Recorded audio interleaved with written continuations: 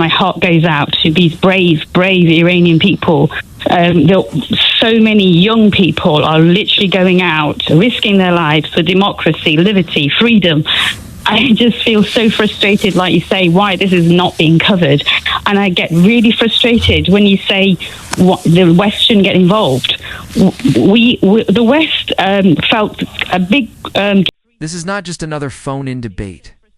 This is a nation on the edge, a people running out of time, and a question the world keeps avoiding. When ordinary callers start talking about revolution, foreign intervention, and the price of freedom, you have to ask, are we witnessing the birth of change, or the repetition of history's most dangerous mistake? Should the US topple Iran's teetering Ayatollah? I'm British Iranian, so as you probably can tell from my accent, I've lived here for nearly all my life, but I still care deeply about what's going on in Iran. I wanted to say and give my regards. My heart goes out to these brave Iranian people. So many young people are literally going out, risking their lives for democracy, liberty, freedom. I just feel so frustrated, like you say, why this is not being covered. And I get really frustrated when you say the West shouldn't get involved. The West felt a big guilty conscience of not getting involved with what happened with the Nazis. I know this is not on the same scale, but the principle is the same. People are risking their lives for democracy, for human rights, and why should we just watch and not get involved? No, we can get involved. Sarah, my point is that if you want to trust the West to deliver for you on this, absolutely go ahead and be my guest. I wouldn't. I understand your point, and I have my reservations as well. Everything comes at a cost. I completely accept that Donald Trump will care about America. It's America first. It won't be Iran first. But this is 47 years. 47 years of people being killed. 47 years of no hope. This is the most hope we've had for years. And okay, maybe we have to pay a price, but eventually Iranian people are bright. They go to university, they study, they work hard. Okay, maybe there will be a prize. Maybe we'll have to sell things at a large cost. Maybe the deals won't be great, but it's better than nothing. I mean, what are you going to... We've been... By the way, this argument that, America's going to, be involved, it's going to be a cost. It's exactly the same argument that the Iranian government have been using against the people for years. But Sarah... They've been threatening the same thing. Sorry, just bear with me. Yeah, sure. What you said about Libya, Syria... All of that is exactly the same psychology that the regime has been using. They've been scaring people. The Iranian public aren't the same as the usual, the ones that you're comparing them to. Well, then don't they have to do this themselves? They are doing it themselves. But I'm going back to my German example. Yeah. What more do you want them to do? They're literally killing. You don't see the sites because remember they don't. I mean, obviously there's blackouts. Of course. So there's no communication, and then obviously because you don't want to upset people, you're not going to see the very upsetting scenes. You're not going to see the hundreds of people being blooded. What more do you want them to do? Would you say the same thing when it was German people being killed? Would you say the same thing about the Jewish people? I cried for the Jewish people the same. We're all humans. Sarah, I understand that point, and I understand it's very emotional. Sorry. No. Look, I completely understand, of course, and you've got connections to the country. I mean, look, I love Iran. I don't have connections directly to it, but it's a beautiful country with Thank you so much for covering it. No, I've been there, and I love the place. Yeah. I mean, it's one of the most amazing places I've ever visited in my life, genuinely. The reservation I have, and it'd be interesting to get your view, the reservation I have is this. One, is Trump actually going to deliver and put his actual missiles where his mouth is? I don't know. Maybe he will. Maybe he actually will because he tends to actually act. So maybe he will in a way that Obama didn't. But even if he does, what comes next, given how deeply embedded and entrenched the IRGC are in the entire nation? It's not just decapitating Ayatollah Ali Khamenei that's going to actually change stuff, is it? I mean, what then comes next? Well, remember, we have Reza Pahlavi. And he's not being endorsed by Trump. He's not being endorsed by Trump. He's being endorsed by thousands of people shouting his name. Not Trump. Well, no, Trump is. It's not. He's actually. Apparently, there's a meeting on Tuesday. Well, he's not. No. Wait. Trump isn't going to endorse him officially because that will be against laws. Okay. So you don't know what's going on behind the scenes. Well, what against what laws? Trump he'll be accused of. Trump is going to be accused of being involved in bringing down. Yeah, but Sarah, he's endorsed Delcy Rodriguez in Venezuela. I mean, Trump doesn't care about that stuff like that. I mean, I know. He's saying, but I think it's a different situation. It might. Fair point. I mean, what he's saying is, as far as I understand, let people go back and work it out themselves. But that's a big ask in the interim, right? When you've got a country that could be completely descend into chaos. What's your message, Sarah, to Donald Trump and Benjamin Netanyahu this weekend? I wouldn't want Benjamin Netanyahu getting involved. Why not? The ends justify the means, Sarah. Because wait. Because we already have.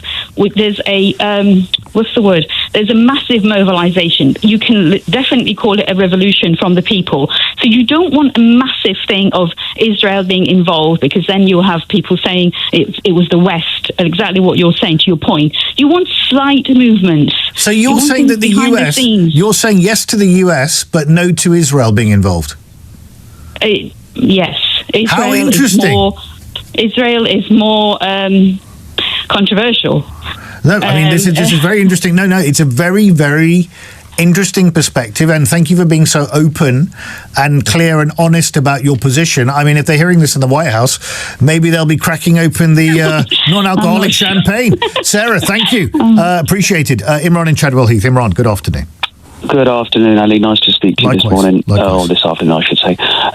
The last two callers you had on is the problem. You see, I follow, international politics and what's going on. I've been watching this Iran situation for the past 25 years, and every time some little protest kicks off, all of these Western exiled Iranians get trotted out, and they say, right, this is it now. This is the moment when the evil mullahs are going to come down. And usually it amounts to zero. It amounts to nothing. And I suspect the same thing will happen here again. And I'm not even remotely bought in by what your previous callers said. The so-called evil mullahs are in full control. And I should also say that a lot of, as I say, I've been following this current situation. A lot of the protests throughout the country are actually pro-regime protests, a lot of the larger ones. So we have to bear that in mind. And pro-regime? What do you mean, pro-regime? What does that mean? Well, people in support. Oh, I see what you mean. Sorry, go ahead. People in support, and yeah. So in my view, the majority of the protests currently taking place are in support of the government. Yeah, but Imran, you're not saying that some of the footage that we're seeing is just fabricated stuff that's been made up by Grok, are you? Well, sorry, are they AI bots are available? I don't want to upset Elon Musk. Go on. Go on. Yeah. Look, as I say, I've been watching. I've been monitoring the social media. I've been checking the news, and there is a lot of fake news out there. You're not telling me that people are being killed and bodies being piled on the floors of hospitals and a media blackout so that the regime can do that is fake news, are you? No, I'm sure people are being killed there. Just as there are people being killed in America for protesting. There are people here in the UK who are being imprisoned for peaceful protesting. So there's atrocities against civilians in nearly every country in the world. Iran is not like some kind of special case. Do you think, Imran, that the Ayatollah and his compatriots should crush this uprising underfoot? I think they already have. And I think that's the reason why Trump is threatening a strike, because really what America wants is it wants to take Iran back before the 1979 revolution. What's wrong with that? There's many things wrong with that. I mean, Iran is not Iraq, okay? And the last 12-day war against Israel is a big sort of pointer as to what is going to happen next. Okay. Iran is the regional superpower. It's tried to be, yes, it has tried to be, but Iran is... No, it is the regional superpower. Russia has just delivered a Oreshnik missile capable of carrying a nuclear warhead to Iran. I understand that point, but Iran, the thing is, if it's a regional superpower, it's had its proxies decapitated in Lebanon, the Houthis, and Hamas severely curtailed too. If the Iranian people, and obviously there is a multiplicity of views in Iran, like any other country, but if the majority of the Iranian people feel that they want to see the back of this regime, do you think that the US should help them or not? I think. You know what? Actually, I think America should strike Iran, because what it will do is it will unite the nation. And the last attack by Israel just before the 12-day war on Iran, what was the result? The result, there was protest just before the 12-day war, and when Israel attacked, it united the country, and that's exactly what's going to happen here. Maybe that's why Israel might not want to attack at the moment. Trump needs a distraction from his problems, and he needs a war. Iran has got plenty of distractions at the moment. Sorry? He's got plenty of distractions at the moment. I mean, he doesn't lots of distractions, but he needs a war. He needs a big war so he can sell those lovely shiny weapons to his allies. But it's just not going to happen. I'm sure he is going to strike Iran, but I think this is going to be a big mistake. And I think Iran's going to hit back hard. And I'll just say this. Okay. Iran will remove from the global map all of America's military bases, and if Israel wants to get stuck in as well, and I would just say to the Israelis, stay. If you care about your existence, don't repeat what you did during the 12-day war, because you will be very, very, very badly hit. Ahmed and Brent, good afternoon. Good afternoon. Thank you for taking my call. I have a couple of points to make, if that's all right. Please. Thank you. I think the first one, in one hand, we do support the protest because it's everybody's right to have freedom, and things in Iran are not ideal, so people need to be supported. However, I think the notion of having both America and especially the occupation getting involved will take the legitimacy away from the current protest taking place in Iran. It will actually embolden anybody to say, oh, well, look, it's a foreign agent doing this. It's not actually people need or people, aspiring to have freedom that motivating these protests. So it's quite dangerous. Plus, given the history of the Americans in the region and the outcome of everything they've done, I think it's just completely useless.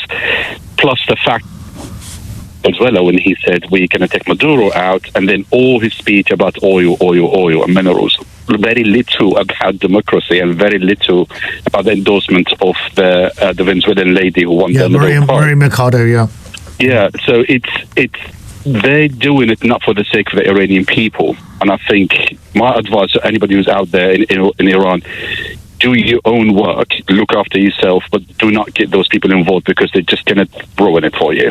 I understand the ruining it for you point. I understand the legitimacy point, and already you've got Ayatollah Ali Khamenei condemning people who are calling and acting for these protests, saying you're basically in cahoots with a foreign government and supporting them. You should effectively be ashamed of yourselves.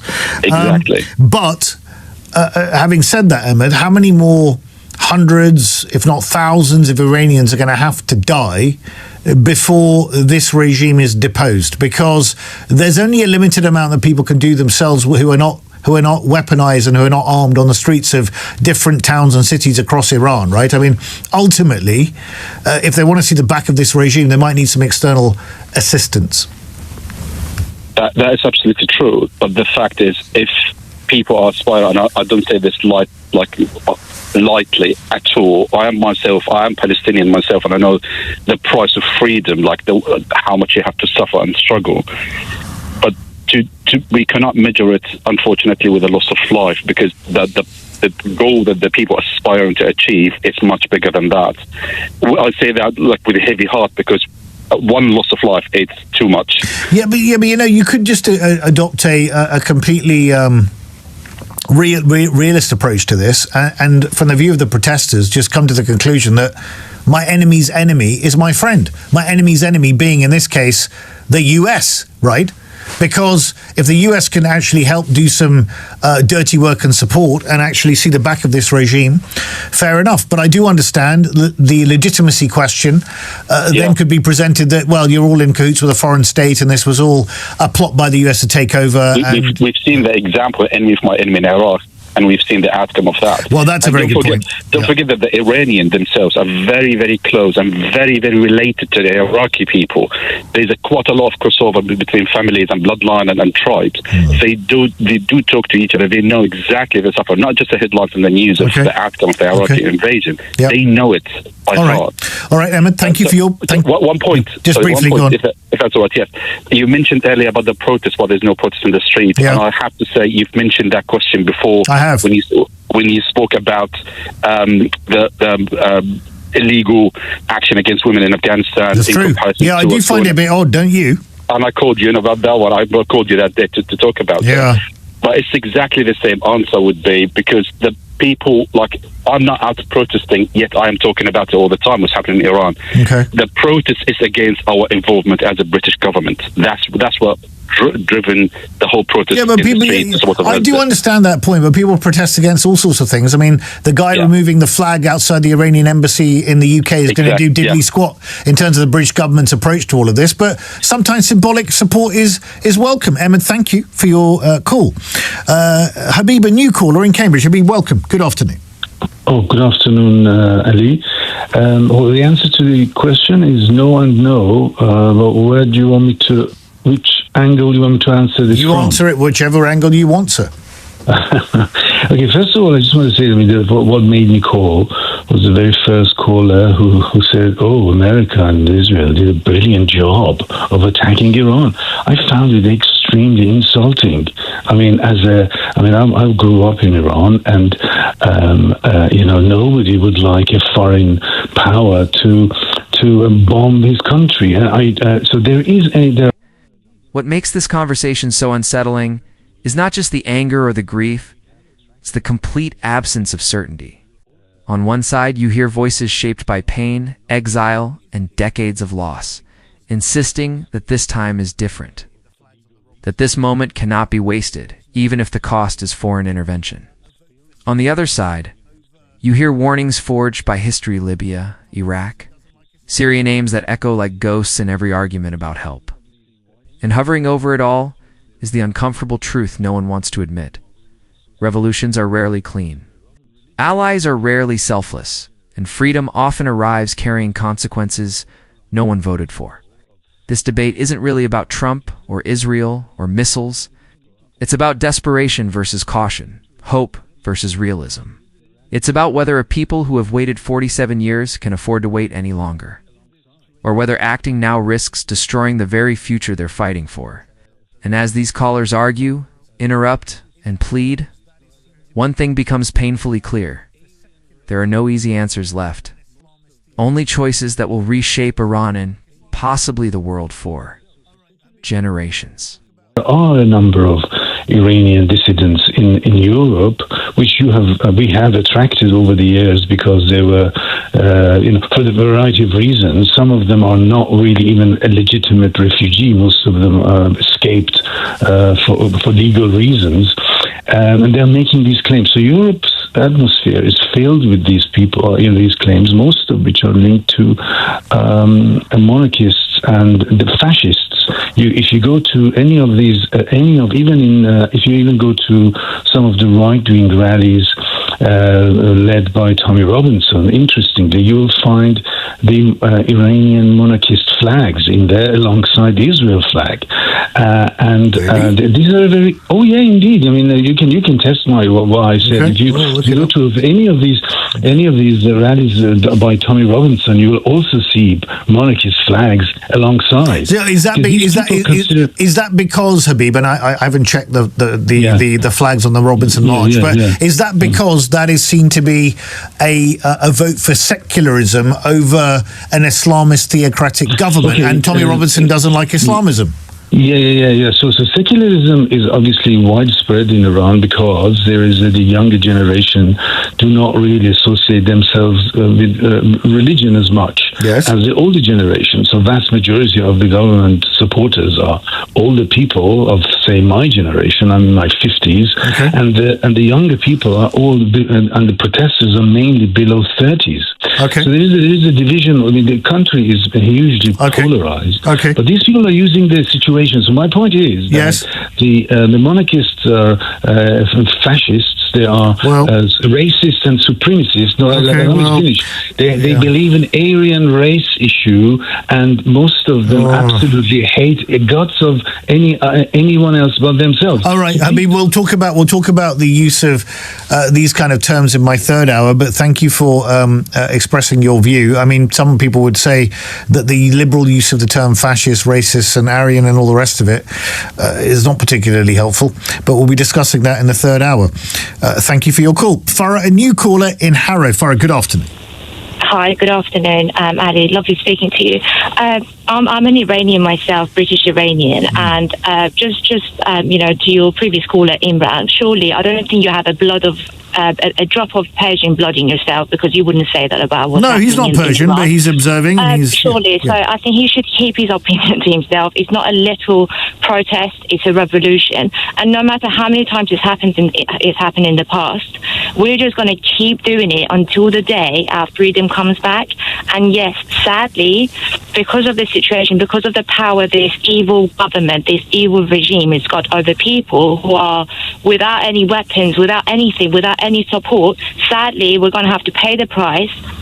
And yes, we're going to need help from Trump, from the US. And yes, Trump doesn't care about Iran. He doesn't care the tiniest about Iranians. He's after his own benefit. But unfortunately, the only way for us to get rid of this evil Islamic regime is by getting help from other countries. Iranians are bright, they're educated. There are lots of great politicians outside of the country as well as inside the country who are more than capable to manage the country. And do you think the Iranian government, the regime, they care about Iranians? They don't. So between bad and worse, unfortunately, we're going to have to choose bad, because this government, this regime, they don't care about Iranians. Again, they're selling bits and pieces of country to China. Okay. They're using people, killing people. So, Farah, your argument is that one's got to hold one's nose, the ends justify the means, take help from Trump. Would that extend to taking help from Israel? I believe so. I mean, they're working hands in hands, isn't it? They work together. Well, that's a good point. I mean, sometimes it could be said to be a bit of a moot point, but Sarah drew the line earlier of saying yes to the US, but no to Israel. No to Israel. How do you feel about it? No, I think to both. I don't see any. I've got no issue with Israelis. I've got no issue with the government. And there's a great relationship between Shah of Iran, Pahlavi, and Israelis. Is he who you want to see, Farah? Is he who you want to see, Reza Pahlavi? Absolutely. Why? Because he belongs to his country. People want him back. Everybody. It was a mistake 47 years ago. People went out. But there was a revolution. But there was a revolution because his dad was utterly useless. I think people back then, they just didn't know what they were doing. But come on, Farah. I mean, this is the guy. This is the guy who had that ridiculous carry-on at Persepolis to try and impress all Western leaders when his country was broke. I mean, you can't defend that, can you? I don't think he was trying to impress. What was he doing then? I think he was trying to, to show the power of Iranians and create a better relationship between Iran and the Western world to make something out of the Iranians. I think that was his intentions. Regardless of what happened in the past, yes, there were goods and bads in that revolution. Okay. This is a situation about people are hungry. Yep. Like the inflation rate is so mad. Like people are absolutely hungry. How can they go back to their lives? How can they go back? What are they going to do? There's no jobs.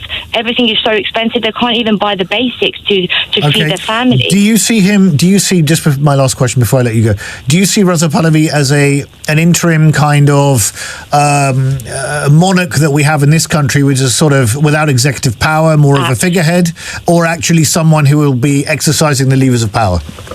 No, he will be the interim. He will be the person, just like the monarchy in the UK. Interesting. Because for every revolution, you need a leader.